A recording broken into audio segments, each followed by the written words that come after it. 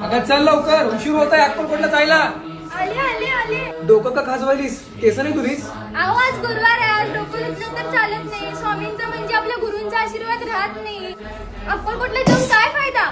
म्हणजे वाराप्रमाणे गुरूंचा आशीर्वाद असतो म्हण की. सोमवारी धुलं तर महादेवाचा आशीर्वाद नाही, मंगळवारी धुलं तर आई जगदंबेचा म्हणजे आई तुळजाभवानीचा आशीर्वाद नाही, आणि जर बुधवारी धुलं जो घरामध्ये घोड्यावरचा देव आहे त्याचा आशीर्वाद राहणार नाही, म्हणजे घरच्या लेकरांवर आशीर्वाद राहणार नाही. आणि गुरुवारी धुलं तर म्हणजे गुरु म्हणजे आपले स्वामी समर्थांचा आशीर्वाद राहणार नाही, दत्तांचा आशीर्वाद राहणार नाही. आणि शुक्रवारी आपल्या कुलदैवताचं किंवा मुसलमान देवाचा आपल्याला आशीर्वाद राहणार नाही.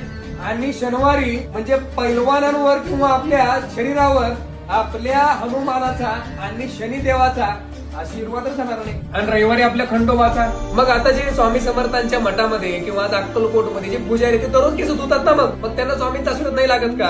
आज जे काही पेशंट आहेत जे दवाखान्यामध्ये ते कधी कधी महिनाभर आंघोळ करत नाहीत, किंवा जे कोणी आंघोळ करतं किंवा नाही करत त्याच्या स्वामीचा आशीर्वाद राहत नाही का?